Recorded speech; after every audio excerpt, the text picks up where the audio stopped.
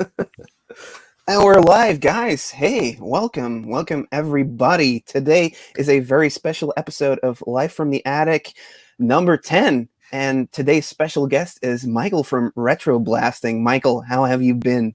I've been doing well, thank you. I appreciate you having me on the show. This is going to be fun. Yeah.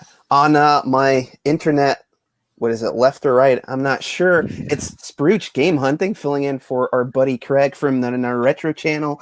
He's having his birthday weekend going on, so we need to get somebody to step in for him. And yeah, we've been wanting to get Sprooch on the show for a long time. So how have you been, buddy? Did you go out hunting this weekend? Yeah, I'm good. Went out hunting today for the first time this year for flea markets and yard sales. Luckily, where I am, I'm right on the border of Mass and Rhode Island, so Rhode Island's kind of starting to open up a little bit quicker than Mass. So went a couple places today, found some nice toys, video games, but it was nice to get out and have some sense of normalcy. So yeah, definitely. Yeah, and down below you, we got Greco Fabulous.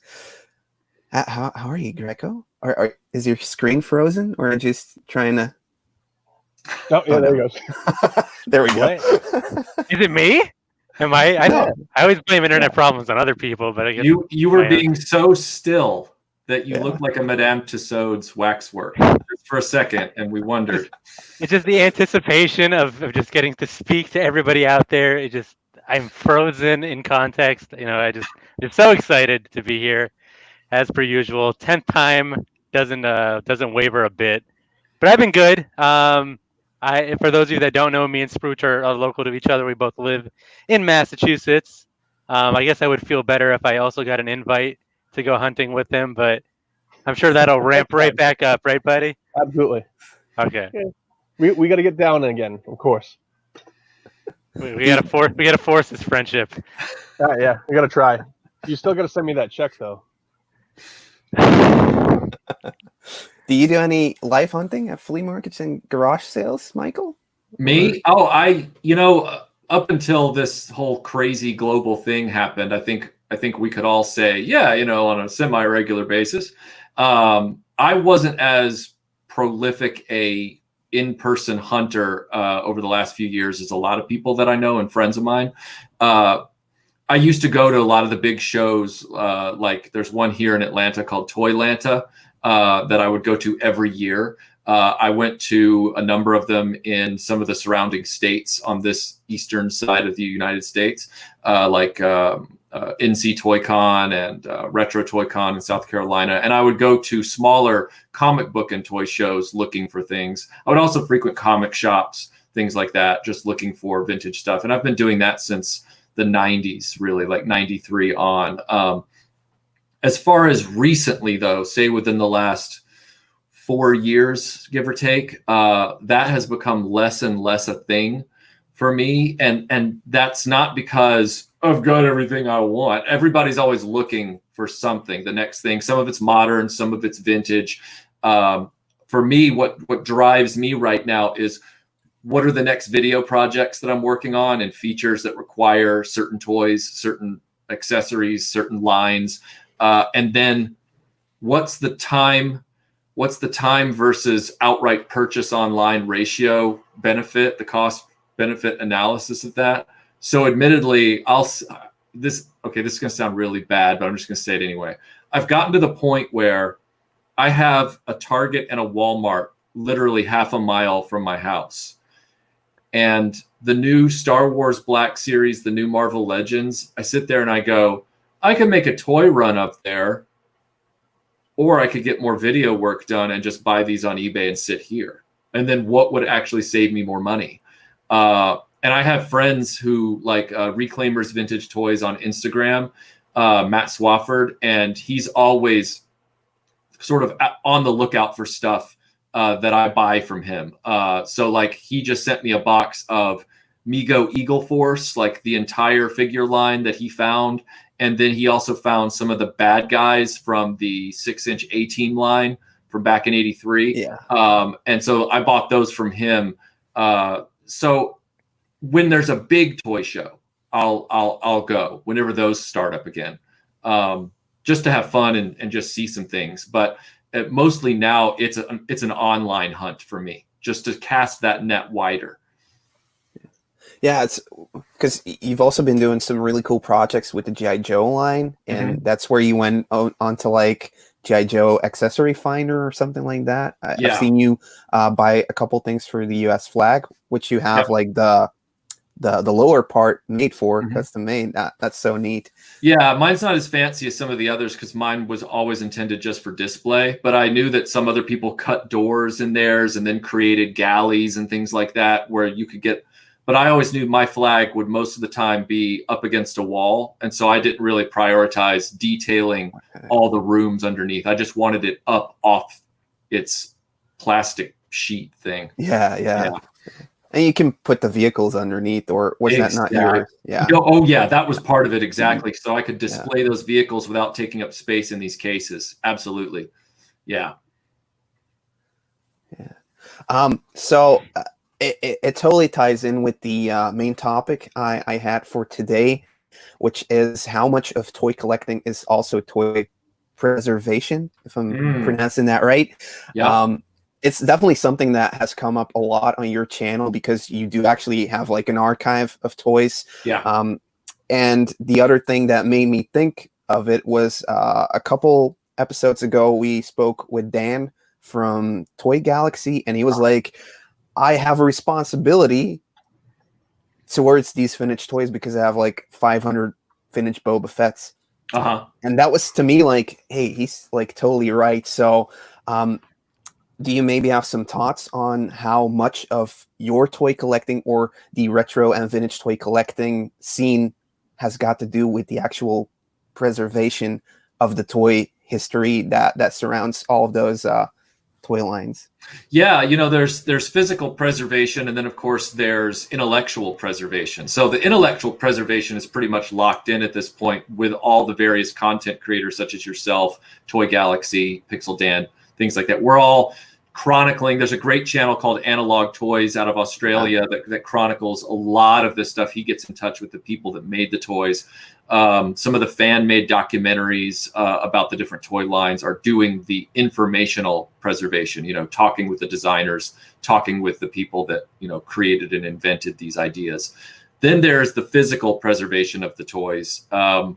That's where it becomes a little more divisive and controversial between different groups as to what's the best methods to do that, what's the best way to do these things. There are some people who are strictly hands-off. The toy just needs to be, forever untouched, and no cleaning anything should touch it. And my argument with that has always been, if you come into possession of a copy of Action Comics #1, the very first appearance of Superman, June 1938. The book is worth millions of dollars, right? Yeah. And it's untouched original condition. Then that means it's literally made out of pulp paper that's so cheap that the acid that was used to finish the paper is literally eating the comic. The comic is literally eating itself. And preservation techniques have to be enacted upon that comic book to stabilize the paper and save it for the future. Now, some people are against even something like that. And that's where I start to say, well, I think you've gone a bridge too far for me. Where I start with preservation is just making sure that I have a safe place, because I collect loose.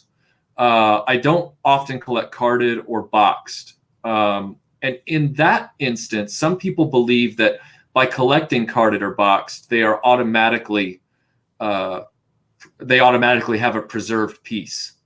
But that's not true, because G.I. Joes can fall apart at the waist in the bubble, which that's going to happen regardless. I mean, because rubber, even if rubber's never been touched, it doesn't last forever, right? Same thing with, there was a guy I saw just a few days ago who had a boxed vintage Chewbacca 12-inch figure, the large figure from like 78, and the arms had just fallen off in the box, and the box had never been opened. And it's because those pieces just, the rubber band just dry rots off and falls off. Yeah. One of the ways you mitigate those kind of things is you have to make sure that your area in your home where you're storing them is cool and dry and has an avoidance of sunlight, excessive sunlight, preferably no sunlight.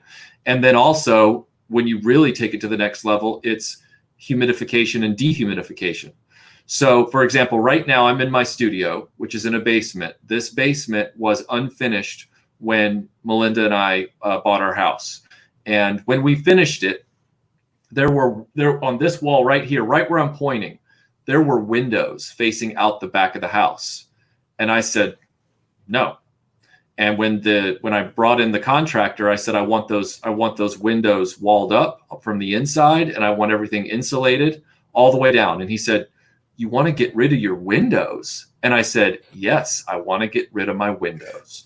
And in doing so, what it means is I never have to worry about coming down here 7 years later and realizing that there was a sliver of light that came in through the blackout curtains that hit one part of a G.I. Joe vehicle and bleached a stripe across it or something like that. I never have to worry. And then we put in a dehumidification system. So I keep this basement at like 73 degrees and 35% humidity all the time, just to make sure that the plastic is not being exposed to a lot of latent humidity over a long period of time. That also affects rubber real bad. And then all of the light bars you see in these cases are white color, no UV LED, which means that they're not being bleached or affected or discolored by the light itself.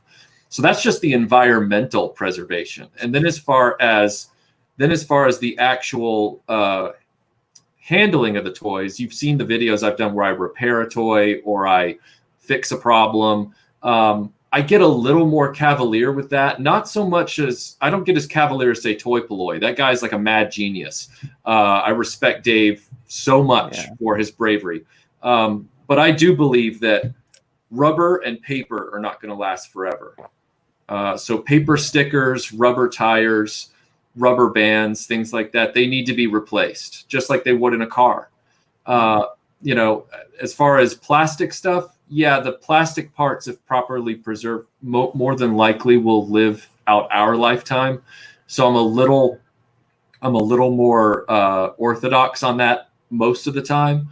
But when it comes to repairing something, I will, if the vehicle or place that's already broken, I don't really think people who are orthodox about this stuff have much of an argument. It's like, dude, this thing was broken. You weren't going to buy it anyway. Yeah. You never would have bought this. I bought it. I'm fixing it. All right. I'm going to make it work again and make it look good in my display room. So, go take a relaxer or something and just calm yourself. Yeah. Yeah. For me, it's also, like Cyclone for E-Man, like his sticker will fall off within the card. Yep. But Turtles, like Ninja Turtles on card, like the plastic they're made of is not meant to be kept away from air, apparently, and it causes the toy to melt. Yeah. So, yeah. I've noticed this because I had my Teenage Mutant Ninja Turtles tucked away in a box, and I did like a video on here are all my card at once, and I saw like my Donnie and my Michelangelo, and like one of the legs, it just looks like there's like fungus on it now. Yeah. Apparently you can put some light on this and then it will go away again. But is it like a powdery white kind of fungus? Yeah. Yeah. Some people say that if you cover the card back in sort of like a newspaper, or maybe something that doesn't have ink rub off on it, but like several layers of colored paper, but cut a space out for the bubble, and then you put it out in the sun for like 15 minutes, that light will wipe out that mold. They have a lot of success with that. I get that mold sometimes though on like one of the figures in my collection that loves to do it is vintage original Han Solo. He loves to get that white powdery stuff on his legs. Every single one I have. My Ninja Turtles, I've seen a little bit of it. all these toys have different quirks, like the vintage He-Man figures, He-Man especially, any He-Man figure that has sort of a skin tone thigh that comes up against their britches, they get what I like to call crotch rot, which is this black staining because the rubber bands that hold the legs into the waist piece, they start to degrade and stain the upper legs. And I've had people ask me before via email, Michael, the glue that's holding my X-Wing together, or my USS Enterprise or whatever, the glue is starting to turn yellow. And I'm like, yeah, the glue is 45 years old, or whatever it is. And they're like, well, how do I glue? how do I turn it back to white? And I'm like, well, there's necessary repairs on things that are broken. And then there's things that you're just letting your OCD get to you about. And if you're not careful, you will go so mad scientist just trying to get that little line of yellow to go away. You will submit your vehicle or toy to so many different chemicals that you will, compromise it. I really try to light touch a lot of this stuff. Case in point, I have my original childhood Y-Wing fighter from Star Wars. It had a battery-powered feature. That battery-powered feature has not operated since 1987, and I've never bothered to really look into it. And the reason I haven't is because there are stickers that cover the seam lines of the vehicle. So if I wanted to open the vehicle, those stickers would either have to be, you would have to attempt to pull them off, which are going to damage them anyway, or they're going to have to get cut in half, which damages them. And I thought, well, it's on display half the time anyway. Well, then Tony from Analog Toys was doing a video about his top 10 vehicles, and the Y-Wing was in there, and he asked me to take some footage. And I thought, oh man, I'm probably going to need to demo that feature somehow. Otherwise, that could get awkward for his script. How am I going to do that? And I sat there with the vehicle looking at it for a little bit, and I had repaired one that didn't have any stickers left on it. I'd done that for a resto series for a friend. And I thought, and I went over to my toolbox, because I also work on my car every now and then, and I grabbed a ratchet extension and a 9x32.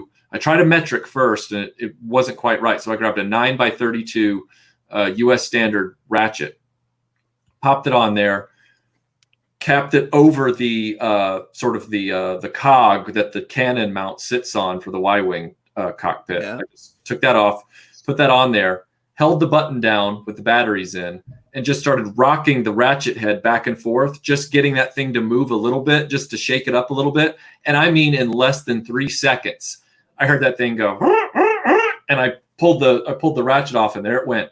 And I didn't even have to break into the thing. So it's about, for me, toy preservation is about taking it like an onion in layers. You don't go to the core of the onion if you don't have to. You start at stage 1 with a toy. If that doesn't work, then you go to stage 2. If that doesn't work, then you go to stage 3. If it's glue on the side of the ship, I just don't worry about it. It's like it's 40-year-old glue. I don't care. But I know people are all different. And so some people, that really bothers them. They have a stormtrooper in their collection, or they have a discolored Ecto-1 from the real Ghostbusters or something like that. They want it to be white again. And it's like, well, then you have a choice to make. You either go spend a fortune on another one that could just as easily turn white one day, or you dunk yours in, Salon 40, put it outside in a bin, and hope that it turns white and doesn't turn yellow again in a year. Or you just live with it. That's like the retro bright stuff you're referring to. Yeah, there's a Salon 40 cream that's even more useful than retro bright at this point, and I just used that on the R2D2 that I restored for a guy in the UK. It's a lot simpler because you can just using rubber gloves, you can just wipe the thing in the cream and then wrap it in clear saran wrap, or Yeah, and then pop it in the sunlight. Pop it in the sunlight, and then it. I mean, 4 hours, 5 hours, maybe, and it was, very, very white, and it looked great. And you don't have to mix up that concoction anymore. That concoction was developed about 10 or 15 years ago, starting with people who were trying to de-yellow the cases for their Nintendos. Yeah. That's where I got it from. Yeah, and now that Salon 40 cream has eliminated the need to even whip that up, which is nice because that stuff is so hard to clean off. But yeah, and some people like myself, I only do the retro brighting or the peroxide stuff on the request of the person who sent me the project. They're like, it doesn't bother me when something, like, obviously if I'm gonna buy something I don't already own, I'm not gonna go buy a mustard yellowed version of it. I'll try and buy something that's aesthetically pleasing. But when it comes to my childhood stuff, yeah, they're not perfect, but they don't really need to be. They're complete, they're unbroken and or repaired, and they serve the purpose that I need for my videos. Now, there is a piece that I have. Somebody named Steven several years back donated a terror drone from G.I. Joe to us, and it was in really good mechanical condition, but the big ring around the outside had yellowed. I will be restoring the color on that to show people how I do it, because it's going to be such a big process. But even though I'm now the owner of the Terrordrome, and even though I typically wouldn't let that bother me, for the purposes of education, I will show people that step. But yeah, normally I just don't sweat things. I get questions from people a lot asking me, should I clean the stickers? I had a guy, this is a perfect example. I had a guy just last week, maybe week and a half ago. He sent me a photograph of his childhood Millennium Falcon. And he had painted it as a kid to make it look more like the movie, with the weathering and and he was now considering himself a collector, which he is. And he said, I just feel like it's yellowing underneath, and I really need to strip everything off and return it to its original condition. And at the bottom of the message was the photograph. And I'm not exaggerating when I tell you the paint job that this guy had done on this thing back in like 1980, whatever, was pro. I mean, it was like, I thought I was looking at just a slightly disproportionate movie model. Yeah. Like all the panel lines, all the piping, everything, the weathering, the dirt. I mean, it was choice. It was just like, oh my God, like you did that as a kid? I still can't stay between the lines. I know. It was incredible. Like, it was truly incredible. And I just wrote the guy back and I said, this is a work of art. And I said, it looks like the movie. I know the Kenner one doesn't literally look like the movie, but in terms of the weathering and everything, his look 10 times more like the movie than mine does from when I was a kid, because mine wasn't painted on. Mine's just the Kenner one. And I said, you don't need to do anything to this. I don't even see yellowing on this thing. You need to just enjoy the hell out of that one, or whatever. You just need to enjoy it because it's beautiful. I mean, it's beautiful. And he was like, oh yeah, I never thought of it that way. Yeah, so it's all about personal perspective. I don't know if I think I'm talking too much, but yeah, the preservation of these toys is on a case-by-case basis. And remember that the farther you go into the onion, the more X factors there are in terms of what could happen that you don't intend to happen. Yeah. I was using a heat gun one time on a part for the Defiant that I'm restoring, G.I. Joe Defiant Space Shuttle Complex. And it was just a tab. And I was using that heat gun, and I've been using it for a few minutes. And I was being very careful, so I thought. And suddenly, out of nowhere, that tab just constricted in on itself, got real shiny, and started to curl up underneath itself. and I had the heat gun properly distanced from the piece. I had it, and it just started, and I went, oh, and in doing so, I forgot that it was a heat gun, which I set on the carpet, and now it starts like singeing the carpet, and it was like a Chevy Chase movie. It was just like, oh no, and I'm waiting for the fire to start, and so you just have to realize that the more emphatic you get about fixing that thing that's driving you nuts, the more you could break it. So just it's like the Hydra heads. Like if you cut one off, 2 more options will open up potentially. Like yes, exactly. That's exactly the perfect way to describe it. Yeah. And I just want to point out that Michael said that metric doesn't work. So another checkbox for the good old. I didn't mean it like I didn't mean it like that.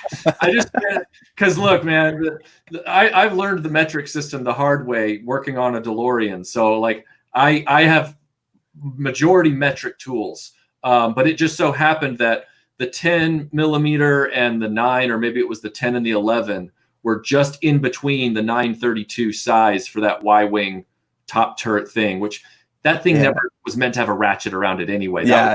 Jury rigged fix. So yep, total waste of time. Oh man. So yeah, Sprooch, any thoughts on the main topic for you? Because I know you're collecting like G.I. Joe stuff, so there's got to be some broken parts in there. There's got to be some stuff you want to complete. What are your thoughts on the main topic? So, Michael touched on a ton of great stuff. So just to kind of add to it, I as well am restoring a Defiant. I had one as a kid. I was lucky enough to wake up a Christmas morning and that thing was under a sheet, and it was awesome. And as I grew up, it disappeared. Things broke, whatever. I was lucky enough to get a parts one from a local toy store that does. They'll take stuff that they can't sell in their store, and they have warehouse sales. So I got there wicked early, made sure I got it, and I've been piecing it together for a couple of years. There was also parts on it that were like, if you guys ever seen a Defiant, obviously Michael has, the bay doors are extremely, extremely fragile. Yep. And mine is sitting up on a pedestal, so the tires aren't touching the ground because those things will snap. Yep. I had to glue a chunk of the blue bay door back on, and I did it with a light super glue, and it's something I'm keeping. So I'm not worried about someone being like, well, this was broken and you fixed it. I'm doing it from my own reasoning. And to me, preserving stuff like that's preserving something from my childhood, even though it's not my personal one. It's, taking that little piece, putting it back together, taking the pieces and making it whole again. It's part of the fun of the hunt of doing it, and seeing something come back to its glory that somebody pretty much threw out in the trash at some point in time or another is what makes me happy about this. I was in the sports card industry for about 20 years before I started doing this again 4 years ago. And, I just basically, I'm sure some of you guys know who they are, the Game Chasers. I got back into doing toys again by finding their toy hunting series that they did. And I was sitting watching them, and that one of their first episodes is all about G.I. Joe. And then I went to Brimfield Flea Market and I bought a bunch of G.I. Joes, and my wife was like, why are you getting those? And I'm like, I'm only going to get the figures. And I mean, now you see behind me, I've got bins full of vehicles, but I just feel like I'm preserving, memories. I'm keeping people's childhoods alive. That's why we do this, is it makes us feel like a kid again. Now, to kind of go back towards like when I was in the card industry, a lot of people do grading to items. They put them in a slab of plastic. You can never touch it again. I mean, unless you break it out of the plastic. And that's now made its way over to toys. Mm-hmm. I personally, this is it's a cheaper G.I. Joe. It's a mail away Hawk. And it's in this giant acrylic case that somebody, I mean, I didn't. I bought it at an auction. But somebody probably paid like $50, $60 to get this put into a piece of plastic. Now, this is going to preserve this toy probably forever until somebody cracks it out or it falls and breaks or whatever. So preservation is what you want to make of it. Is this cool? Sure. I am a loose toy collector. Yep. This I just happened to get for a really good deal, so I picked it up. I now have like 5 of these. Not all graded, but I've got 5 of this figure, and I actually opened one, and some people got all upset because I opened a vintage G.I. Joe. Right. But, you know, It belongs in a museum. you want to. Yeah. Part of the preservation is collect the way you want to. The information is out there. Like I just did my short video on the Visionaries, which is one of my favorite toy lines ever. And there's so much information out there that if you keep digging, you're going to find stuff you never even knew about a toy line. Mm-hmm. I mean, I knew stuff about the Visionary toy line, but I didn't know that somebody actually like made a book that you can't find anywhere anymore now, and they go for like $100 on eBay if you can find them. And they were actually done in the UK somewhere. But it's nice to have the information at the touch of our fingers. Where, you know, when we were kids, we couldn't do this unless a friend of yours knew something about it, or you knew somebody that worked at, you know, like I'm local to Hasbro. My aunt worked for Hasbro when I was a kid, and I've gotten lucky enough to know Ron Rudat over the past couple of years, who designed the Cobra logo, and he was one of the designers from like 82 to 87 on the G.I. Joe line. So, I mean, it's cool getting to hear the history of stuff like that straight from the horse's mouth. Right. And seeing some of the G.I. Joes he made that never came out on top of that stuff's cool. And he only lives like 5 minutes from me, which who would have known? So That's pretty amazing. Yeah. Oh, man. So, yeah, Greco, what are your feelings or your thoughts about this? I have nothing to say on the topic. Thank you. Yeah. You wanna say Why something do you keep about, inviting me on the show? I know. Yeah, well, it's actually kind of funny when you brought up this topic in our like pre-show discussions before our little lobby. You know, I never really thought of myself as like an archivist or like some kind of historian, but now that I think about it, and I'm not trying to like embellish my role in this whole thing, like I guess anyone here that has like a YouTube channel or a content creator, I almost feel like we are those kind of like oral storytellers back in the day. Like we're kind of keeping the memory alive of a lot of these toy lines and the memories that are attached to them. And you know, I'm kind of romanticizing about it, but I mean that's why I got back into the hobby, because I saw other people kind of telling their stories and documenting the history. And it doesn't necessarily have to be like the history of GI Joes, you know, from like conception to now, like, you know, kind of like what you're doing, Ed, now with your toy history videos. Like that's not necessarily what I mean. Like I think like people that are documenting their own personal journeys, like when Sprooch and I do our live hunting, just like exploring and seeing what treasures we can find in whatever form, from like broken pieces to like immaculate, you know, box collections.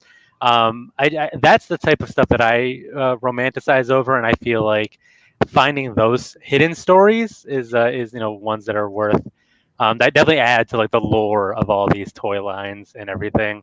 So I guess whatever small role I play in that is wonderful, because I love that I can experience it firsthand and share it with other people and then hear their stories in return. Um, as far as like the physical preservation of things, I'm not going to go overboard and say that I have the best like environment for that sort of thing, or that I mean, I'm definitely not like throwing these things in like a fire and just being like, oh, it is what it is, you know.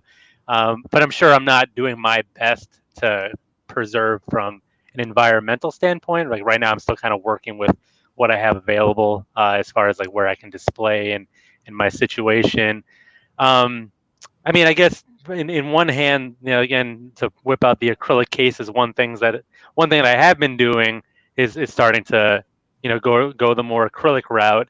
But again, these aren't, you know, I'm not getting these graded. These are more just to protect things from like the bumps and bruises of being like transported or falling off a shelf or something, instead of just being totally exposed to the elements. So I'm starting to look more into that from my own preservation standpoint, not necessarily like preserving a point of like toy history or anything like that. But I guess that is a benefit of that. So, and then as far as like repairs go, it's something that I've been pretty adventurous about. Like I have no qualms about kind of opening something up and seeing how it ticks. So I mean, sometimes that's blown up in my face, especially with like my G1 Transformers that I love so much. You know, I've snapped plenty of Jetfire wing here and there, or you know, Mirage at his waist. I can't tell you how many of those have snapped off in my presence. So I'm kind of a butcher more than a surgeon, I guess I should say. Some So guys from the Civil War. yeah, right. Um, but I mean, again, if anything, I would you know, romanticize on it. It's just the journey and the storytelling aspect of it that I think really goes a long way. And anytime we have this kind of like reinvigoration, where people want to do like reissues or there's a new cartoon coming out, it all kind of comes back in an influx. And I think as long as we kind of keep those cycles going on, and there's always somebody there to kind of like pass on the history, I think that's definitely, you know, just adds a whole nother side to what we all kind of do or try to do with our content. Yeah. I think like it's fun being the last one in in the order, because you already have so much great feedback coming to you. But I guess for me, like whenever you're like a collector, it's always kind of in you to search and upgrade your toys, or I mean, some of them are out there like, oh, I just want those, but you know, you always buy them with the intent of taking care of them, I think. Then you're going to be upgrading them. You're going to be looking for the parts you're missing online, or you're hopefully going to find them somewhere at a convention or something. And the other thing I'm really drawn to is whenever I find like a couple of things, like I just found the Mighty Max ones, is like, I'm going to be searching for everything that came out and try to make like a file of things like, oh, this is the stuff I still need. And I'll actively start looking for that, looking up prices, looking up what are like the tricky points. Like you mentioned with the transfers, that part snaps off a lot. That thing breaks a lot. I really have to check that. You know, with the G.I. Joes, it's obvious you check the crotch area if it's not broken, or the hands, the thumbs. So it's just about enjoying the collection, but at the same time, you're putting so much effort into keeping it nice and neat and clean. And also, okay, I'm a YouTuber. I pop it on whenever I do find something. Whenever I do find something cool, I'll try to make a video on it separately so other people can look at it. Like Juan from Secret Game Stash, he bought a prototype Dr. Paradigm from Street Sharks. Mhm. And he did like a video on that. Like, this is where he got it from. It came from this guy that worked on the toy line, or he had something to do with it. And now it's out there. Now we know, we have close-up images of that thing out there. And that's great, because like in the 90s, it was, I guess, a lot tougher to just know like what is out there, what could potentially be out there. And now that we have the videos for those different toys and the information, you'll actually be able to educate yourself and be on the lookout for those things, instead of just going out in the wild and being like, is this a Dick Tracy toy? Is it not? I'm not sure. Nobody knows. So there's no way of looking it up. Yeah. So yeah, that's probably my site to how much of it is preservation. I think a lot of it, because I guess as a collector, you want your collection to be as good as possible for you, and it's never going to be like, oh, I'm going to throw them in the fire. Right. So how much of it do you think is a responsibility that is added to this, like you were mentioning before, about the glue in between some of the Star Wars parts? For me, that's instant recognizable as this is indeed a vintage toy, not a repro, because the glue is a little bit discolored, but it's also the patina. I don't know how you say it in English. Yep, patina. It adds to that flavor that there was a comment a little bit ago, like how far are we from being considered antique collectors? Well, for some of the Star Wars stuff, it's becoming relatively close, I think. Yeah. So yeah, how much do you think is responsibility? How much do you think has got to do with that Indiana Jones saying like it belongs in the museum? Well, the trick here is that a lot of this stuff is for us, for better or worse, emotionally driven, and at the same time, a lot of this stuff, 99% of this stuff, was mass manufactured. It was mass produced. Even the rarest pieces in our mind may not be that rare when compared to, say, a Rembrandt or a Da Vinci, right? So you sit back and you go, all right, if people are still finding boxed mint examples of anything you can think of from the 80s and 90s toy experience, then that means that the rarity factor is only in our head and what we're willing to spend. And then the other part of that is, and I've talked about this with friends before when we were at toy shows and whatnot. Some of these properties will transcend generations, and some of these properties will be forgotten. And the reason I bring that up is to talk about people who collect on spec and they collect for value. That really only works, I would say, as a safe bet with maybe 3 legacy franchises at most. And that does, I'm not even talking about superheroes. Superheroes are their own thing. They've always been collectible because of the comic history. They always will be in various forms. There will always be a Superman fan born tomorrow that will want to try and get every action figure of Superman ever made, even before they were born. There will always be that guy or girl.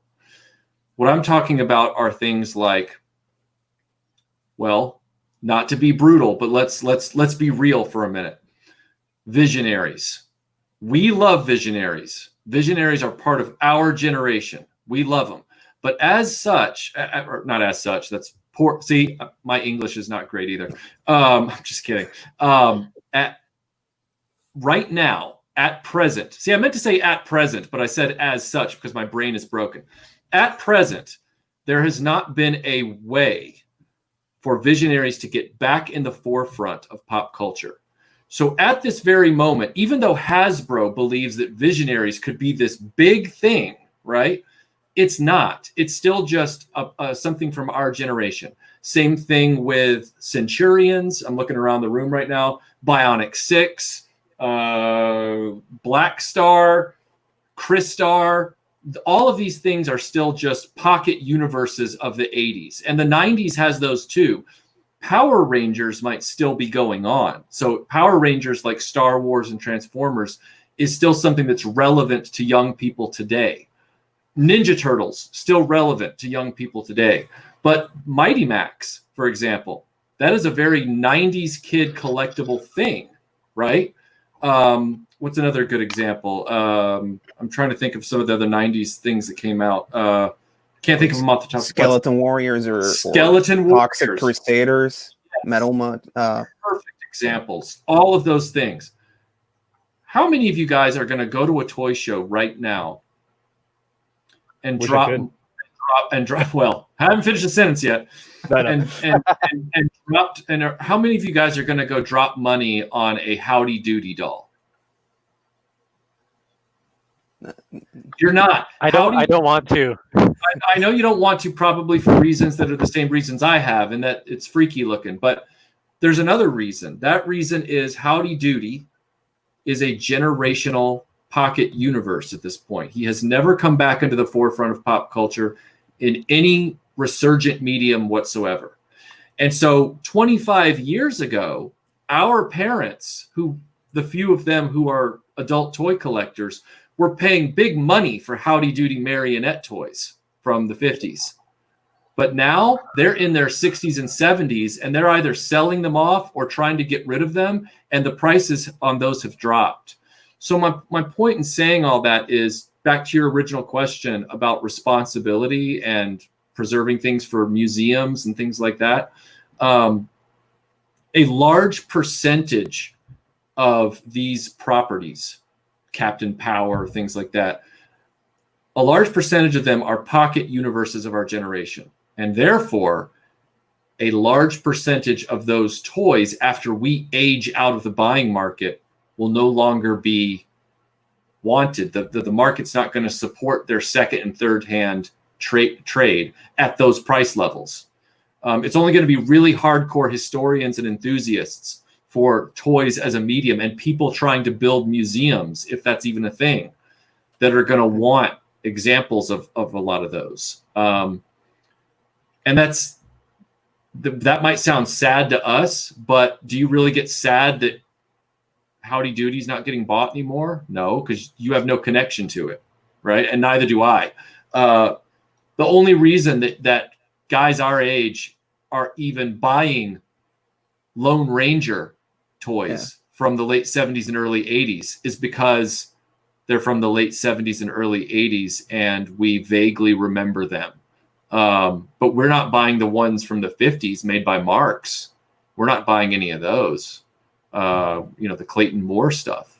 A lot of this is generational, and I know that's a hard pill to swallow, but Star Wars. It already takes like a really curious collector to go out and pay the money that some people are still asking for it, or even recognize it at a flea market for like potentially a great deal. And then you still have to make a decision. Am I going to spend my $10 on this or on hopefully a visionary, Yeah. And it doesn't make you a bad person for not wanting it, because it's not like you're buying a hidden gem that's worth $1 million that nobody wants to recognize. That thing's not worth $1 million anymore. It might have been 25 years ago, but now nobody wants it. And that's just that's the way the game is played. I wasn't ready for this dose of reality. Well, okay. I'll give you a sense of harsh reality for myself. All right, and I walked into this knowing that this was the case. There is a good chance that Thundercats as a property, even though it has unsuccessfully tried to reboot a few times, it is one of the more popular properties amongst our generation. So it might stay collector relevant for a little while longer than what I'm about to mention. So I was willing to shell out some money to get the Cat's Lair from Thundercats because I need it for an upcoming video that I'm doing. All right. Yeah. I'm also running a video channel. I'm trying to chronicle a lot of this stuff. So I'm more willing than, say, the person that doesn't have a YouTube channel but is a toy collector. I needed the Filmation Ghostbusters Ghost Command playset. Filmation Ghostbusters is not a property that's going to live on into the future for legal reasons and for generational reasons, and the fact that the 1984 movie-based Ghostbusters rode roughshod over that original idea, and we're never looking back, right? And that happens, okay? But I needed it for a video, and I ended up having to get two and cobble together one. So I ended up paying I had to get one from Belgium, as a matter of fact. I had to have it shipped over this way. So that's where that one went to. Yeah. And I had to get a lot of Filmation Ghostbuster stuff comes out of Belgium. It's very interesting. Belgium, Holland has Holland, too. Holland, Belgium. I've seen like the really tricky figures to get. They're out in Holland. Yep, definitely. Yep. And I got it, and it had a few missing parts, not many, because you gotta, with those kind of pieces, you gotta go, okay, I gotta have at least 95% of these parts before I'm willing to jump in. So then I found another one that wasn't in great shape and had to buy it. Get those parts off of it and then flip it, which I flipped it, and it went for pennies, which hurt, but that was an insult to injury. All in all, to just get one complete near minty Filmation Ghostbusters playset in the studio, I ended up paying close to $2,000. And that video that I did, it'll take 100 years for that video to make that money back, if we're lucky. All right. But I also knew when I laid out that money for those two sets, if I don't sell this playset within the next 15 years, and that's being liberal with the dates, all right, there won't be a chance that I'll make anything close to my money back on any of this. But I do it for a different reason. If you are a collector and you're collecting on spec, you got to think about that kind of stuff. Like when I see somebody out there and they're like, yeah, I collect for value. And I'm like, oh, cool. What are you buying right now? And they're like, Defenders of the Earth. And I'm like, you're buying Defenders of the Earth on spec. You'd be better off buying Robotech on spec because at least it's tied to Macross. But Defenders of the Earth? Go with God. Like, I don't even know what you're doing at that point. So anyway. I think like the Filmation Ghostbusters, they might, like, if the new Ghostbuster movie hits hard, they might be considered as bootlegs and then still continue to move on as such. But yeah, that playset is so colorful that you picked up. So I appreciate you trying to make me feel better. It's a really nice playset. But that's where the one Belgian one we had went to. So that was the last one. That was the last one we had. It had a box and everything, and it showed up, and it was as described. I mean, and I learned when I had the two side by side, the more ragged U.S.-based one, and then the one from Belgium, that they were made in different factories, and the Belgian European one had brighter colors on the plastics, the reds, the blues. They were a completely different shade. It was pretty eye-opening. It was pretty neat. Can you reassure my buddy that he's not going to fall under the same category as a Howdy Doody? He's feeling kind of sad. He's going to fall into the same category. I think my buddy is kind of like my pet monster, and we remember it. We remember the commercials. That stupid jingle is still in my head to this day. My buddy, wherever I go, he's gonna go. Oh God. Everybody. Yeah, my buddy and me. But it's our generational thing, and it hasn't come back. Nowadays, a kid's my buddy is their phone. It's their LG chocolate. Their iPad. Yeah. So I tried to amaze my kids with a Teddy Ruxpin, and they're like, "What the hell is this?" And they go right back to their tablet. And then they're like, "What's a cassette? What's a cassette, Dad? I can put an Instagram filter on my own face, and I can become Teddy Ruxpin in seconds." Right. Or a Snapchat filter. See how old I am? Instagram filter. No, it's Snapchat, Granddad. Whatever. That's the perfect example of what I'm talking about. Like, you got to collect for the love first. Like, if you're buying My Buddy for the love of the memories, that's gold. Don't ever collect on spec unless you're collecting Star Wars, Transformers, Ninja Turtles, and arguably Ghostbusters. Like, Ghostbusters is continuing to live on. He-Man is still up in the air for me on that, because when I was seeing the He-Man stuff starting to climb up in value in like the aughts, I was going, why are the Matty Collector exclusive redos of each character within months going for more than the vintage originals? And I'm going, that doesn't bode well for vintage values. That means that there's a disconnect in the vintage collector market of He-Man versus the re-releases. There's something there that's missing. Whereas on the other hand, the 25th anniversary G.I. Joes, they're not paying as much for those Storm Shadows and Snake Eyes as they are for the vintage O-Ring G.I. Joes and Snake Eyes. And that stuff's been going through the roof lately too. Right, exactly. And you could argue, well, the Masters of the Universe ones are more superiorly, that's not a word.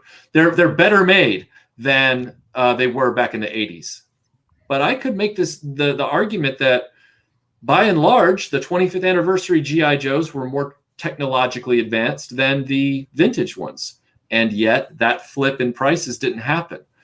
And I don't like those newer ones, actually. I don't either. But I'm saying a lot of people do, and they've taken advantage of that construction, like Marauder, companies like that, and they've been very successful with it. So when you look at things like that, you go, well, He-Man has had a hard time getting back on the shelf. in stores, and It's it hasn't true. happened yet. So it might be a contender to fall into the Thundercats bucket. It might be in that purgatory of our generation where it might not reach escape velocity after we're all infirm, you know? That it seems like they've never tried the thing that Star Wars does, where they will cater to the vintage audience or the kids that grew up with it back in the day, but at the same time try to bring in new kids to the thing. Because they're gonna have Skeletor done by Mark Hamill. Skywalker. Mark Hamill. Yep. Yeah. That's cool, but it's cool for the vintage guys, you know? It's cool for the Matty Collector type guys that have been keeping the franchise alive for the past 10 years. Yeah, I mean, you look. How are they going to connect to the kids? That's always been a problem, especially as kids get more and more technologically separated from tactile play. They don't. I had a really good coworker friend of mine. She has a young son. Really great kid, and he came into my office one day a few years ago, and he saw the action figures that I had on display in my office, and I said, and he was, he wasn't like 4, he was like, 7, whatever. He was like perfect action figure age, And I said, yeah, I had Marvel characters and stuff from movies that he was going to see in the theaters right then, and he goes, yeah, I'm just not really into toys. Those are for like really, really little kids, and I'm like, you're 8. Like you're little kid, you're 8, and he's like, I'm more of into video games, and I like, playing my NBA, whatever. And I going on, I'm like, oh, all right, well, and he wasn't snotty about it. He was nice, but yeah. Still would have sucker punched him. To kind of like add on to that is like kids nowadays, like the toys that come out are made for kids. They're not catered towards kids. They're catered towards the adult collectors. Because you figure an action figure, when you go into the store, most of them are retailing for $20 to $30 a piece. Right. They're not, there's very few nowadays that you see from like $8 to $15 a piece. Now, I collected a few of the Marvel Legends because they were cool. They reminded me of when Toy Biz did them in the the early 90s. And you look at it, and obviously Hasbro's now starting to do a lot of the Legends as the Toy Biz carded figures. Yeah. They're bringing that back because they're catering towards that, thing in our brain that's like, I had that when I was a kid. I remember buying it. So it's nice to introduce kids to the action figures, that stuff like we had when we was a kid, or even the NECA stuff or anything like that. They're awesome, highly articulated figures. But the thing is, I think part of the reason, like you were saying with the He-Man figures, is He-Man only had 4 or 5 points of articulation. Yep. Where the newer ones, they have interchangeable heads and hands and all these weapons, and it draws more people in. And you can have that character that was on screen for like 30 seconds, where you didn't have that when we were kids. Yeah. Now, also, the legs don't fall off after 20 years. Right. And it's nice that you can fix them, that it's something you can do. But, I mean, half the time they don't stand on their own, right? And like, I feel like nowadays, if it doesn't have, like, I just picked up today, because I'm crazy and I love Doom, is I picked up, without this glare, one of the Doom McFarlane figures. This thing has 22 points of articulation. Okay? Same as a human being. I know. And then I grab like another figure, and it's got, less than half that. So, and I mean, these things, they're cool, they're heavy, they're, it's hard to walk away from. But, going back to stuff when we were kids, except, when G.I. Joes came out, it was, I don't want to say revolutionary, but I mean, you could move them at the shoulders, the arms, they swiveled at the biceps. It was just a crazy awesome figure. And then everything just evolved from there. Like, I am personally really hoping that the new Snake Eyes movie that's coming out and the Hasbro 6-inch G.I. Joes, has a resurgence in the line. Because if you notice, they're trying to do a lot with the G.I. Joe franchise because I think they feel this is the last hurrah. Because the last couple movies they sent out were not great. You had good moments. You're being too kind. I know. I'm trying.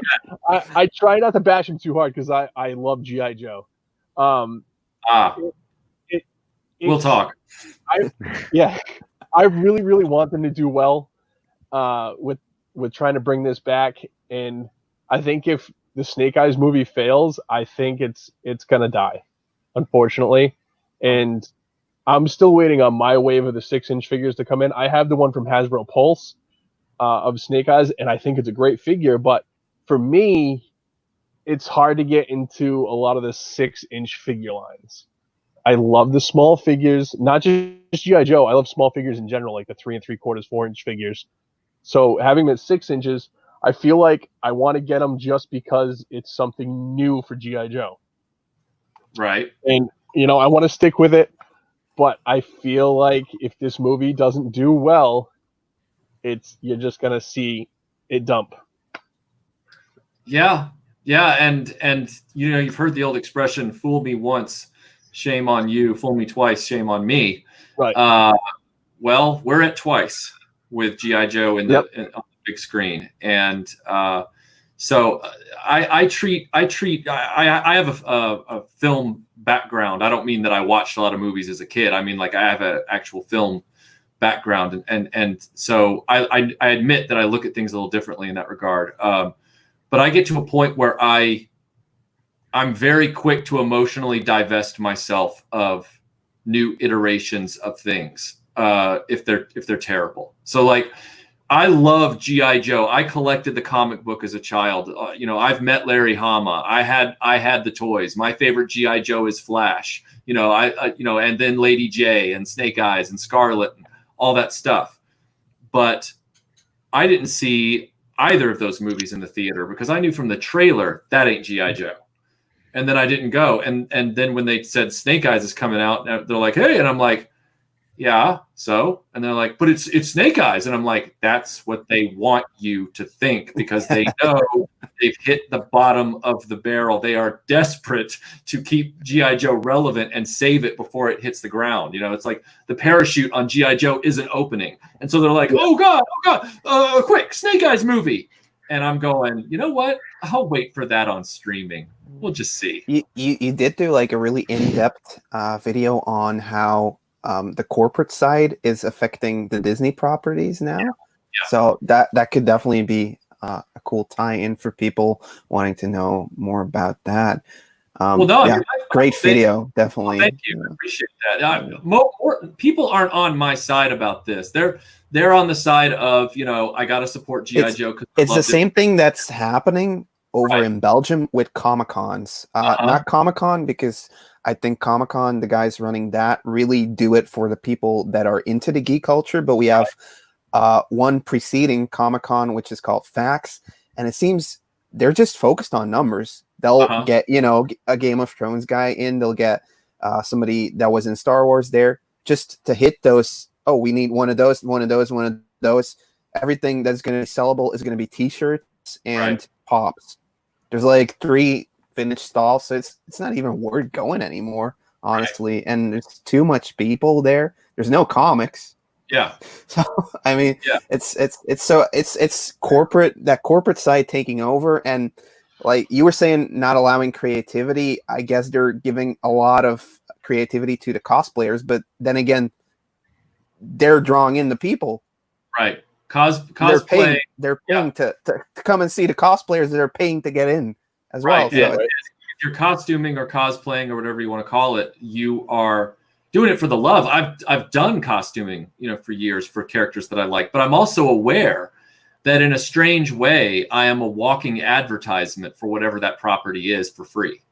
And so when you say, hey, we're going to have cool costumers or cosplayers at this event, it's a draw, but it's also a draw that helps out the IPs, which there's nothing wrong with helping out an IP that's doing things right. And there's nothing wrong with holding out hope that an IP will finally get it right. I'm just not wired that way. You know, I will sit back and I will say, okay, yeah, you know, G.I. Joe, for example. Let's take Ninja Turtles. Let's take Ninja Turtles as an example. We know that Ninja Turtles is like the weather in South England. All right. If you don't like the weather, wait 5 minutes. All right. It'll change. Right. So with Ninja Turtles, an iteration happens and it's great. And then the next iteration happens and it stinks. And everybody doesn't worry about it because they know there's another Ninja Turtles coming. Like the Ninja Turtles is not about to die. Right. But to your point, or just a little bit earlier, you might be right. G.I. Joe has not had that kind of resurgent success. And so if this Snake Eyes movie doesn't do well, it could be the swan song of this franchise as a in the moment, in the present thing, a phenomenon. So yeah, you know, with the do we really like the Transformers movies that came out? No, we don't. But lots of I think lots of new people, not lots of new kids, connected with that though, because that's why they were so successful. Sure. I'm thinking about Greco in this matter. Like, did you like any of those? Because you're like the big Transformers guy, obviously. How many movies did you watch as a kid that you liked as a kid? You can't count them, can you? You can't even count them because you're trying to collect them in your head, right? Yeah. How many of those movies do you now collect stuff from that you still really love, own, and watch as an adult? Very few. A vote is still out on whether or not kids who loved Transformers Michael Bay movies then will be watching them in 20, 25 years. We don't know yet. Yeah. You know? But yeah, to answer your question, in the moment, I loved the very first one, but again, that was like a dream realized as far as just like seeing a real Transformer on screen. Just like it was more like the technology behind it than the story or anything else. Like well, you just summed up what it means to be a Transformers fan. Transformers fans, by and large, in my experience, are always more wrapped up in the technology of the thing rather than the coherence of story. That's not a dig. That's just a reality. So like they don't worry about whether or not there's an inconsistent. By and large, they don't worry about that. They're like, did the robot look cool? Did he transform? Was it pretty awesome? Awesome. Like that's the way they process things. You know, that's why that fandom is what it is. You remember the time? It's like that Chris Farley skit on SNL. That was awesome. I mean, that's not me taking anything away. That's what the appeal of Transformers is. It plugs into a type of personality, a type of mental acuity that loves puzzles and loves tech and loves gadgets. And so I got a friend. He loves Transformers. I bought him the reissued Fortress Maximus, the Encore one a few years ago for his birthday. He's our age. He's actually older than me. Loves Transformers, loves it. And I said to him one day, I said, he loves Star Trek, but the things he loves about Star Trek and Transformers are the science, the spaceships, the technology, the this, the that, the puzzle. I asked him one time, we were talking and I happened to mention The Empire Strikes Back. And he said, that's my least favorite Star Wars movie. And I said, get out. And then I said, no, explain this to me. Why is that your least favorite Star Wars movie? And he said, because like nothing happens. And I said, everything happens in that movie. Literally everything happens in that movie. But in his mind, which is different from my mind, nothing happened. Because to him, when things are happening, his favorite Star Wars movie, without irony, is Attack of the Clones. And he says it with a straight face. Because in his mind, the armies of clones, the big machines, the big battles, the tech, the robots, the this and that is happening in his mind. And so it's just a difference in fan bases by and large. I'll sit there all day and say, yeah, I like Optimus Prime as a character. Why did they betray his character, in Transformers the movie, and then for the last 20 years of live action films? How come, and a Transformers fan who's like a dyed in the wool will say, what are you talking about, man? Those movies were a wonder. And I go, I can't, it's weird. Yeah, it's definitely opinion also. Yeah. Another thing I was thinking about is it just seems to me like you said before, like it's going to take a while before noticing whether kids will have nostalgia for the Transformers movies. But also, it doesn't seem like there's like any toy lines that they're raging about now. I think the last one that was really like a toy line was Ben 10. And that, like, to me, I don't remember anything about that, but it will be nice to see in 10, 15 years that actually succeed. And to work further on that, there seems to be no, like, movies being made with original ideas. It's always, oh, let's see what we have in our trick of bags. Oh, maybe we'll pull out Visionaries and try to make this Hasbro cinematic universe work. We're going to make an interconnected universe with a bunch of properties that didn't succeed the first time. But that's what they tried, or at least set up, you know? And there's nothing wrong. There's nothing wrong with trying to take a property that almost launched and fixing it and then seeing if it launches. I think that's much more admirable than making the 50th repeat or reboot of a tired franchise. But you say to yourself, why don't you just, it's like DC Comics when they just said, we got to have a cinematic universe. And then they vomited out a mess. And whether or not you like those movies, I'm not talking about the quality of the movies. I'm talking about the structure of the rollout. The rollout of the film structurally was a mess, and they're still trying to figure out how to make all this plug into itself, right? They haven't found Snyder Cut. They haven't found consistency with any of this stuff, right? And the whole Snyderverse was divisive, right? It wasn't agreed upon by all fans. It wasn't like Sonic. Sonic's redesign was like universally accepted and wanted by all fans. Snyderverse, remember, that was a dividing line before there was ever a problem. Like Man of Steel was not exactly a movie that everybody got behind after it came out. Half of us hated it. Half of us liked it. Everybody, So, you're sitting there and you're looking at something like Visionaries and Inhumanoids, which they want to, and Mask, and they want to make this cinematic universe. And you go, that's great. I like your vision. I like where your head's at. Nobody remembers these properties from the target audiences that you want. And I know you're going to put hundreds of millions of dollars of marketing behind it. And I think that's admirable. But maybe you should try the Marvel approach first, which is we're going to put out a standalone movie, an Iron Man, if you will, and we're going to call it Mask. All right. And we're just going to see how this does, because Universal tried that with characters that are far more popular. Monster. The Universal Monsters, and it all totally blew up. Part of that's the screenwriting. Part of that is Alex Kurtzman. And part of that is, the fact that they got ahead of themselves. I agree with you there, because I feel when the Marvel movies first came out, I mean, obviously, people like us as kids, we probably collected the cards. We had some of the toys. But to the mainstream audience, where now it's cool to be a geek and cool to like comic book characters, when Iron Man came out, did you think it was going to turn into this 20-year franchise of, like, I remember when I heard Guardians of the Galaxy was coming out, I was like, who knows who these guys are? Nobody.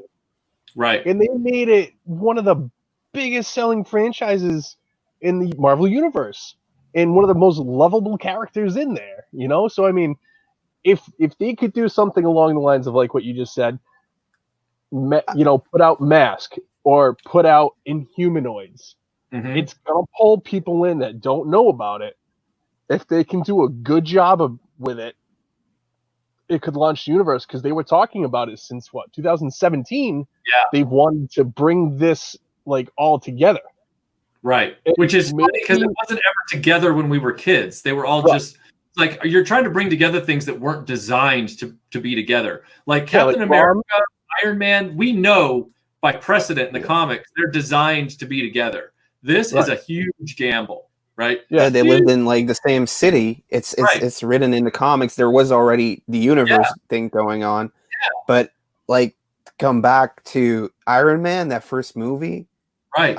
I remember seeing it in cinemas and just being like, okay, this is like what I grew up with. This is so freaking nice. I can't believe we got this movie.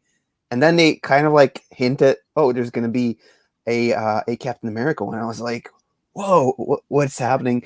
It's a 1 in a million shot. I think that Iron Man succeeded as well. Uh-huh. That it got released at the right time. Enough people went for it, because at first it was like the guy who's playing the assistant to Tony Stark in there that took like on that thing as a project, and he did it almost independently, not really connected to the whole Disney thing. But he made that thing a success. It was Paramount that made Iron Man, Captain America, and Thor. And then by the time Avengers, I think, was about to hit, that's when the deal was finalized that Disney bought Marvel. Yeah. And they made it Paramount at the same time. So a lot of the credit to that, just has to be Paramount allowing Marvel to act independently through Kevin Feige, and Disney continuing to let Kevin Feige, act independently. But, to your point about the Inhumanoids, needing to be good. Yeah, it does, because you got to sell the audience on what this thing is. And that requires focus. Iron Man had focus. The focus was, this is about Iron Man. There will be a little bumper at the end that we're going to keep vague enough in case this is successful that we can create an interconnected series. Captain America, the First Avenger, very focused movie with a really good story.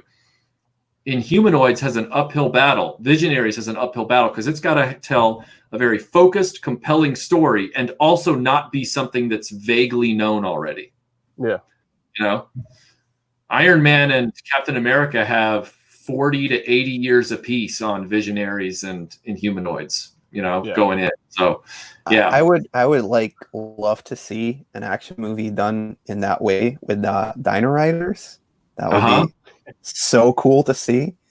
I don't know, like what you guys would pick, like something that hasn't been done before. Would you like me to start? I feel like we haven't heard from Greco, so you need to start. I just made a face like I have no idea what I'm going to say. That always happens. You've literally got a basement of toys behind you, and you're like, I don't know what to say. Like, what are you talking about? That's my catchphrase. That's my pull string. Okay. All right. Well, sorry to call you out on that. Do you know? Or, yeah. Go ahead, Mike. No, go ahead. Oh, you want me to go ahead? All right. I'd go for Dino Riders. I love that cartoon. I think the story is great. It will take a really good design wise of the characters to sell it to the audience, because you have the amphibious type things, but dinosaurs always sell. If you can do it good, I think that could definitely be a very, very nice way, but it's never going to happen, I think, though. So yeah, that's my pick would be Dino Riders for sure. Okay. I'm looking around the room here. I would almost be willing to stick my neck out there and say that as much as I want to pick the cartoon pole position, just because I love it, I know that, like, whatever, no one's going to go for that. I'm going to say Wheeled Warriors would be a great live action. Yeah. Wheeled Warriors. There's a lot going on in it. There's a lot of potential. You can set it in a different universe. I think that would be ideal. You could get a guy with a skunk mullet to be the lead. I mean, it would just be great. Sprooch, you got any that you would love to see? Obviously, my first choice would be a Visionaries movie. I think it could be done, with magic and technology kind of put together. I don't think it'd be hard to do, but they would have to do it right to pull in an audience that they don't know of. One that I'm positive that they could do, because I think they're actually working on it, is Voltron. Obviously, the cartoon did really well on Netflix. It's pulled in a lot of people that probably didn't know who Voltron was in the 80s, and it pulled in, and I just think being able to see a live action Voltron movie would be awesome. I don't want to see it turn out like the Power Rangers movie, because that's the only kind of idea Zord, you could kind of get put together. But I think it would be cool to see done, and that would probably be, my top choice, since Visionary is probably never going to happen. I have some intel on that, and I would love to share that with you right now. It's not new news, but it's inside baseball. So I was the social media administrator for Voltron's web channels for several years while I was doing RetroBlasting. They had courted me after their creative director left for another job, because I had interviewed them at their headquarters in St. Louis. And the guy recommended me for the job, which was really neat. And so I got to do the social media for them on a daily basis for about 2-3 years, something like that. And that was around the time that DreamWorks took over the licensing. The World Events Production still owned it, but DreamWorks took over. They rented it, they leased it. Now DreamWorks made Legendary Defender, and they've been working on a number of other projects. Voltron is a great example. I'm glad you brought it up, because I don't know why I didn't think of it. Probably because it's behind me on that shelf, and I didn't think to look behind me. It's right next to me. Voltron is a great example of why the script is so important in getting these right before you go to screen. I had the privilege, out of the blue, I was going to Emerald City Comic-Con in Seattle to give a presentation, which is on our YouTube channel, about playsets of the 80s. That was 2014. And Bob Koppler, who runs, he's Ted Koppler's son. He now runs the operations for World Event Productions. He was a kid like us when Voltron was out in the 80s. He asked me if I would read the scripts that they've tried to develop for the original Voltron's live action movie. In other words, all the attempts they've tried to make. And the one caveat he asked me, because he knew I'd worked in LA doing script coverage, and he wanted me to write coverage for these scripts because they were trying again. They were going to go on like their 5th attempt or whatever it was. And these were scripts that they'd paid for, that had been written by Hollywood writers, all that kind of stuff. I said, sure, I'm happy to do that. I'd love to read these scripts. And the legal caveat was that I can't divulge details from the scripts. I'm like, okay, fine, which obviously I can't do here either. However, I can. The one skill in film school that you learn when you get out of film school, you can talk about a movie for 2.5 hours and never say anything about the plot. All right. So let me just say it this way. Be very, very thankful that Voltron has not hit the screen yet. Yeah. Because I read all 4 scripts in the hotel in Seattle over the course of 2 nights while Melinda and I were at the Comic-Con. They were terrible. And I don't mean like, Anchorman 2 terrible. I mean like G.I. Joe 2 terrible. Like right out of the gate, bad. All right. They didn't even resemble the show. All of these writers came at it with their own ideas. And I don't mean that in a negative way, like you shouldn't have your own ideas, just write the story. I mean, they came at it with, I don't want to make this movie. I kind of want to make another movie, but I'm being paid to make this movie. So I'm going to take my ideas du jour, the things I'm sort of noodling on at the moment in my own head, and I'm just going to put them into this script because that's what I want to do, which I'm pretty sure just Bob the Voltron skin over it. Really. Yeah.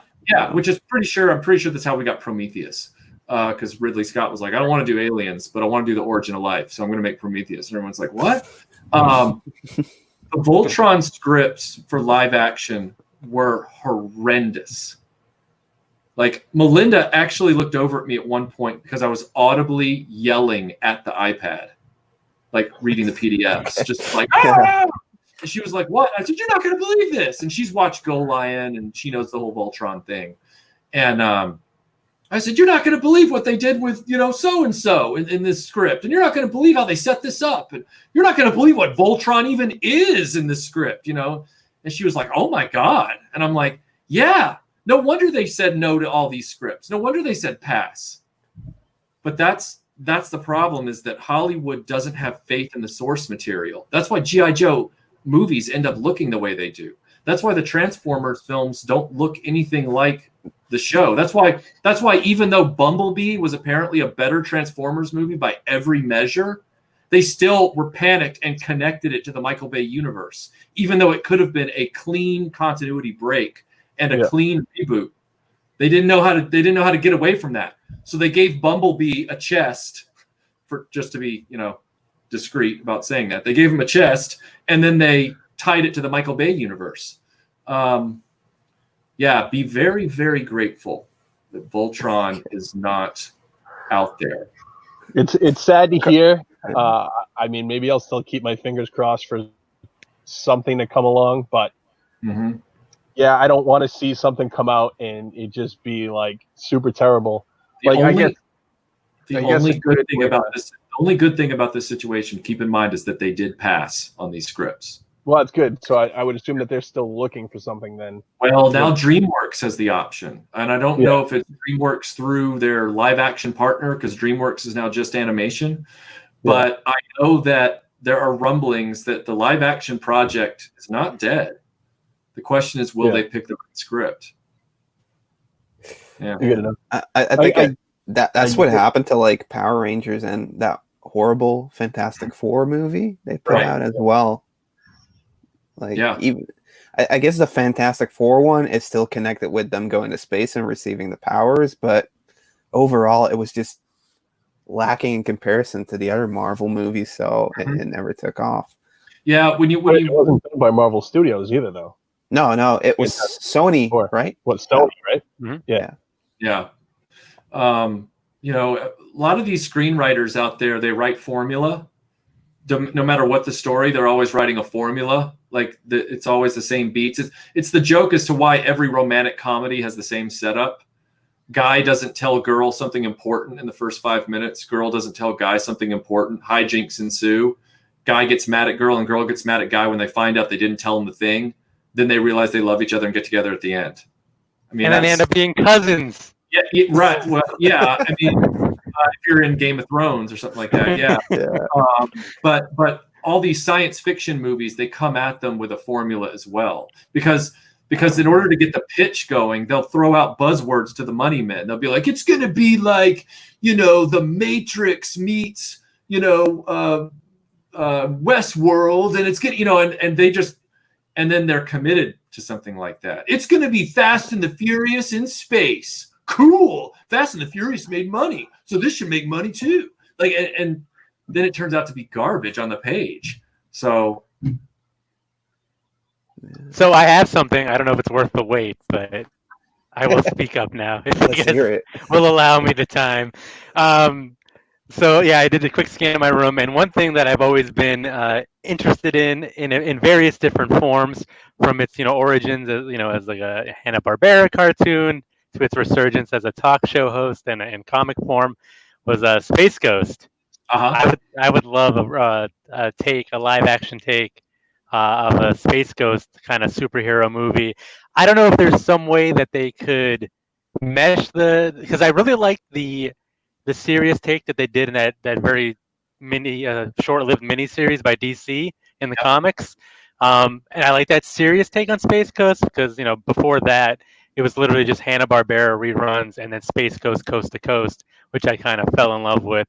So I'm not entirely sure which direction, if they have to go one way or, I mean, obviously I don't want it to be a comedy, but if they want to like meld in some aspects of comedy into like a serious superhero movie. But I think as like a personal wish, I think that would be maybe an untapped resource for me anyways. I don't know how successful or, I don't know how many people are knocking on the door for Space Ghost, but I would like it. If you could make it a comedy, not rated R, but if you could make it a comedy that was as funny as Deadpool, I'd be up for a Space Ghost comedy. I like to laugh. I know people think that I love to hate everything. I don't. I like to laugh. I like to enjoy myself. And as much as I would be fine with a very, very good, serious Space Ghost movie, I'd love a comedy version of it too. And I don't mean a satire where they're laughing at Space Ghost. I mean like Deadpool, where you're laughing with the character. Mm-hmm. Like it's just a lighter-hearted film. I think that'd be great. Vindicated. Great ideas. I like the Deadpool films though. They're awesome. They were great. Cable's one of my favorite characters of all time. Yeah, it was so funny to see. Like, I don't know the actor's name, but him also Josh doing Thanos. So yeah. Deadpool 2 is a movie that I could watch back to back to back to back to back to back to back all the time and just die in front of the television. Like I could just watch that movie endlessly, and it all has to do with Deadpool and Josh Brolin's Cable and their chemistry. I mean, whatever. I can't even remember what Deadpool says in the car when then they're driving to the final battle and Cable's in the back seat. I can't ever remember what he says, but I always remember and laugh at Cable's response where Deadpool says something off the wall, crazy, whatever, and Deadpool just goes, Jesus. Like, I cannot believe I'm in the car with this guy. And it just cracks me up every time. It's great. I always wonder how much of that was like ad-libbed as well. That was just kind of left there. Yeah. Yeah. I think those movies are just, No, go ahead, Sprooch. Josh Brolin's such a great actor, for the fact that he did Thanos and Cable. But I feel like some of the stuff Josh Brolin did, he like with Ryan Reynolds, he was probably just like, "Are you serious?" I don't know if you've seen it, but there's I don't remember exactly what channel it's on. Me and my wife watched this thing on YouTube when the Deadpool 2 was coming out. It was Josh Brolin and Ryan Reynolds, and they were roasting each other. They were just throwing insults at each other. And it's like a good 10 minutes long, and it was to see who would break first and laugh. And I'm sure if you search Josh Brolin and Ryan Reynolds, you'll find it. But it was just funny because, like, their chemistry together is just fantastic. Right. And I really hope if they do a third one that they bring him back for it. You would think, right? You would think that given the success of that, the success of their chemistry, the love and the goodwill that the fan base has for the Ryan Reynolds Deadpool thing, Disney immediately announces, "Oh, don't worry, Deadpool's not going to be deleted in this buyout." All right. Well, guys, you should have greenlit Deadpool 3 or X-Force or whatever immediately. Right. That movie should be a 2021, date right now. And yet it's like they're still dragging their feet on it because I bet Disney does not know what they want to do about a rated R Marvel character. They say they do, but they really don't. Mickey is hiding in the bathroom trying to figure out what he's going to say. Oh no! Yeah. I promised the fans, but the fans are going to be mad at me because I can't do it. Yeah. Like the fun thing about this movie is that there's so much little details. Every time you watch it, you see something new there. Yeah. And everything is funny. Everything. It's like, what? Yeah. The entire 2 hours of Deadpool 2, I love the first one, by the way, but I love getting past origin stories. So I don't watch Deadpool 1 as much as I watch Deadpool 2. The thing I love about Deadpool 2, it is for 2 hours what Ghostbusters Part 1 was in the first 45 minutes. Like Ghostbusters in the first 45 minutes is just joke, dry humor, sarcasm, laugh, in the most perfectly timed. I mean, it's just, and Deadpool 2 manages to maintain that for 2 hours. And I've never seen a movie do that. I mean, never. It's a great film. It helps a lot the type of actor Ryan Reynolds is, though. Mm-hmm. Like he's just quick and he's very relatable. Yeah. And I mean, you would hear stories after the fact that he wears the Deadpool costume around his house. And he could come out and his wife is like, What are you doing? And he's just wearing the costume. But I mean, like, I just everything about the Deadpool movies was just great because that was another character that was a sub character in the grand scheme of things. When they came out with it, nobody knew Deadpool, a rated R Marvel movie, was going to be what it was. And everybody who saw it thought it was awesome. Yep. You don't hear very many people being like, I hated Deadpool. And I think a lot of it has to do with Ryan Reynolds and the type of actor he is. Because those of us that read the Deadpool comics, you knew he was this smart aleck, back talking, guy, and Ryan Reynolds made that work. And it was perfect. Yeah, it was dead on perfect. Yeah. Okay, guys. So I think we've come to like the 90 minutes, the full 90 minutes that we usually stream. Crescendo. Yeah. Oh no, we're gonna hijack this. We're gonna keep going for another 2 hours. Okay. I could go. I don't mind.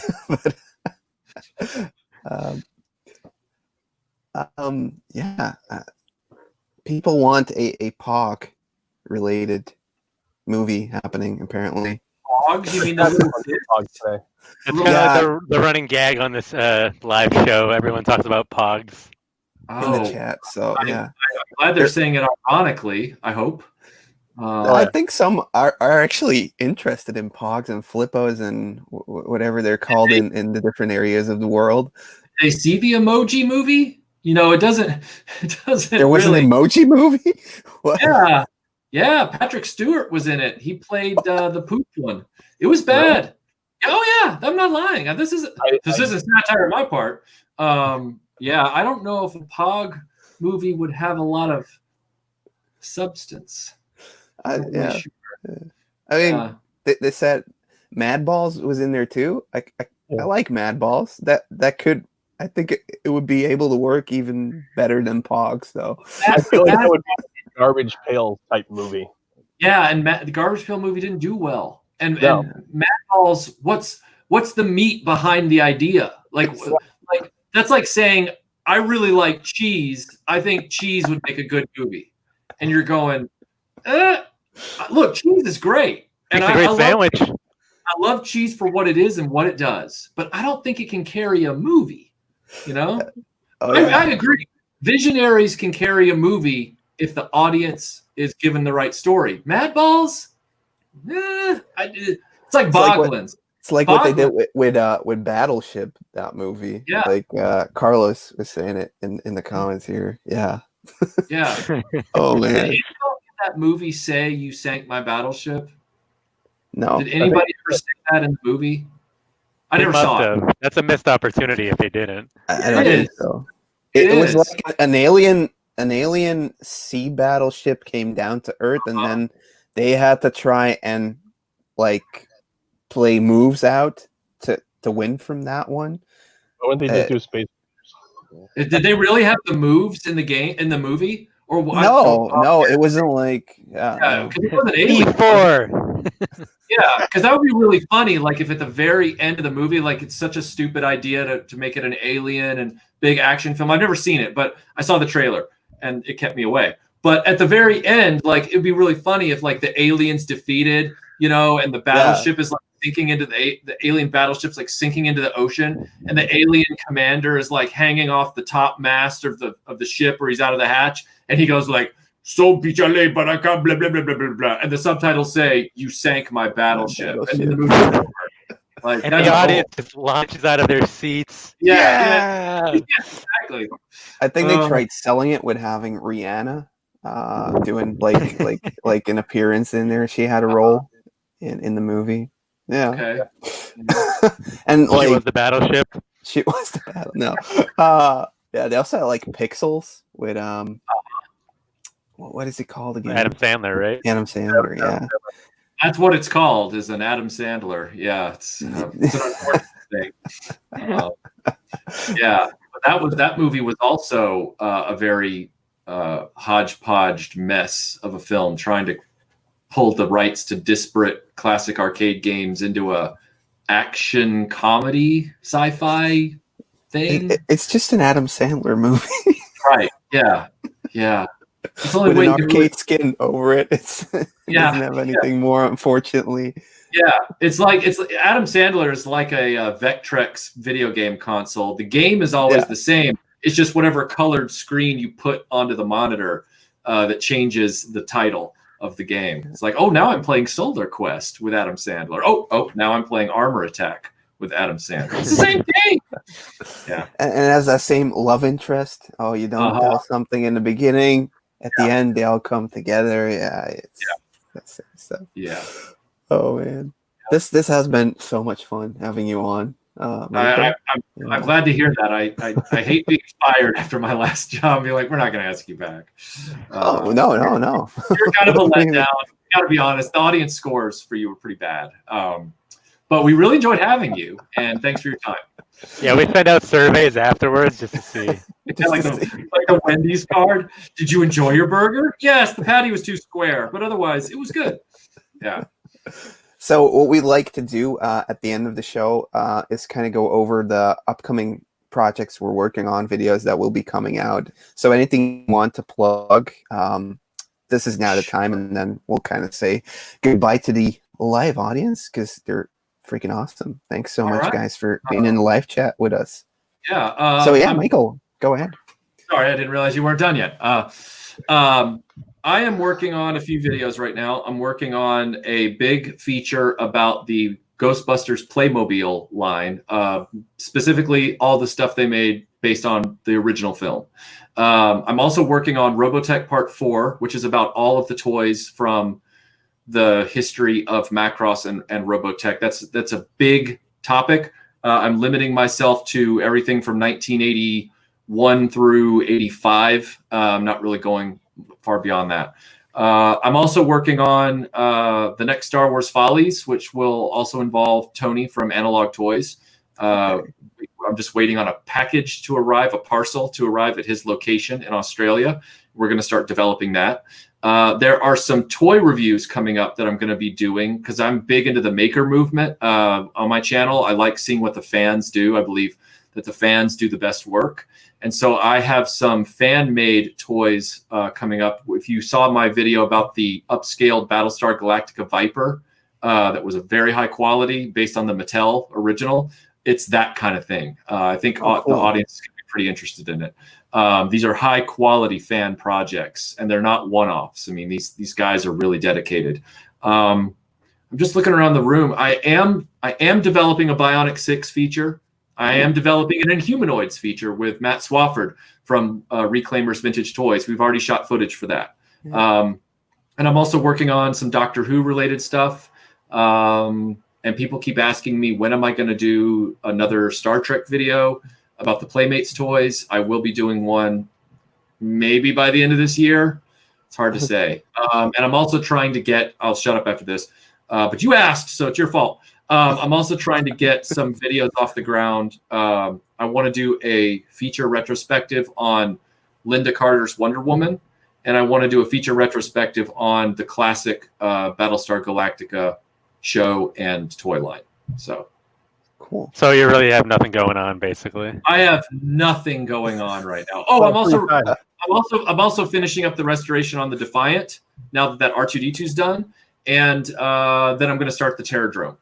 Yeah. Is there anything else I'm leaving out? No, I'm not. So for now, that's good. I do want to do a Transformers 2-part feature and a Thundercats as well that I mentioned, but those are going to have to wait because I got a lot of irons in the fire. I'm going to be quiet now. Go. It's all good. Yeah, how about you, Sprooch? What you got coming up? Whenever I find free time, which is lovely with a 20-month-old running around, I'll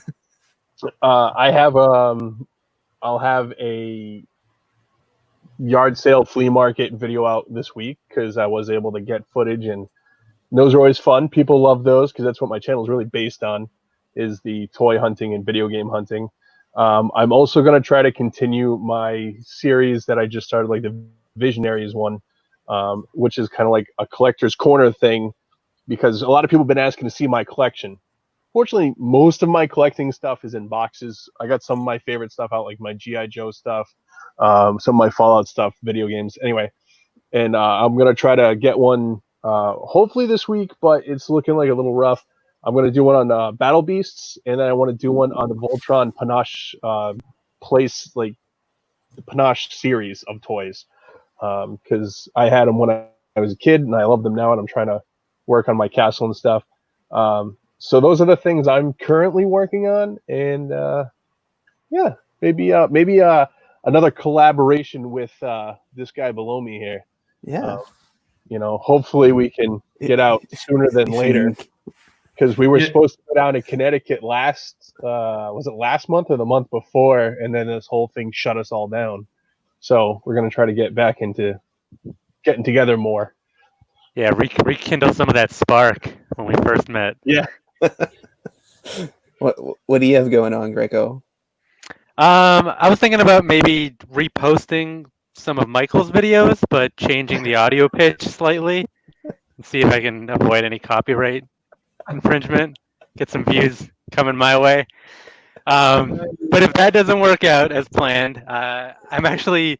It's funny. Like 2 or 3 videos ago, I like kind of made a vow that I was gonna get back to like a regular cadence of release schedules, and I thought having a live show every 3 weeks would help.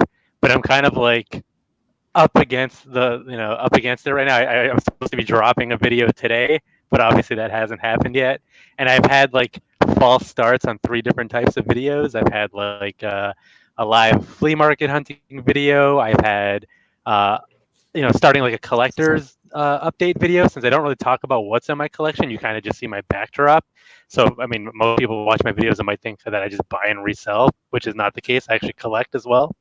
And then that's the primary focus of what I do. So I was going to start off with something small and easy to make, like my Pee Wee's Playhouse collection. So I shot a bunch of that stuff. And then there was another one where I was going to do like a top 10 video of like my top 10 surprise finds, finds that were either like throw-ins or, that I didn't, were buried in a parts bundle or something where it ended up being like the key to the lot I bought that I just didn't notice offhand and ended up being like that made the sale pretty much.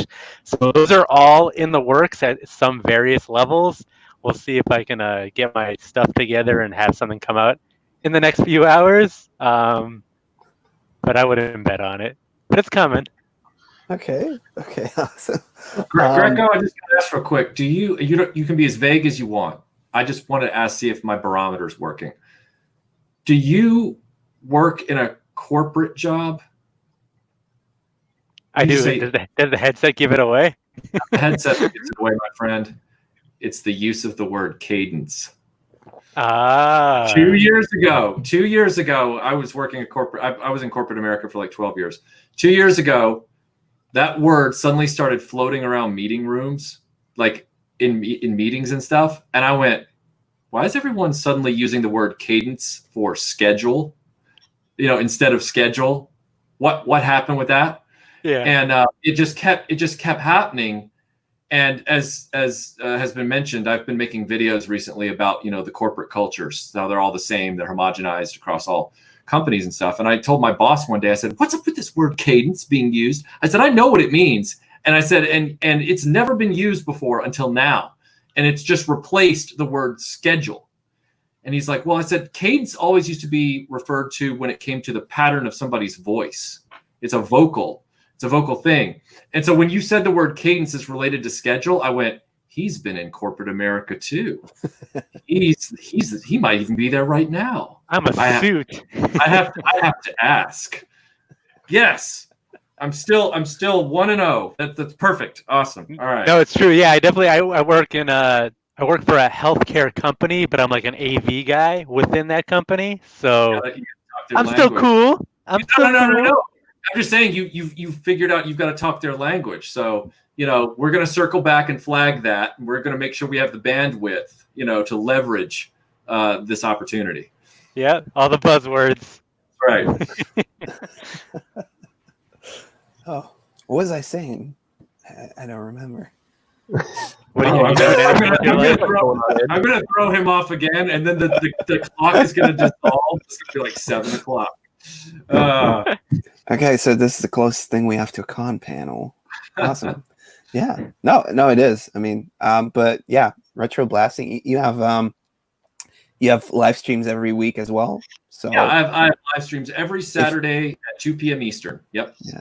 So if you want to head back into some more live streams, some more con panel stuff, definitely check out the live streams they have up. I think we're gonna do one again next week when NARC is back. NARC Retro channel. He will most definitely have some kind of a birthday haul video coming up. He picked up some more stuff, and I'm gonna do another toy history because they've been doing okay. So I'm gonna try making another one and probably do a pick up leftovers somewhere in the next couple of days as well. That's what I'm working on. And yeah, I guess this live stream is coming to an end. I want to thank everybody in the live chat for joining us. I want to thank Sprooch for filling in for NARC, Greco, and obviously a big shout out to Michael from RetroBlasting.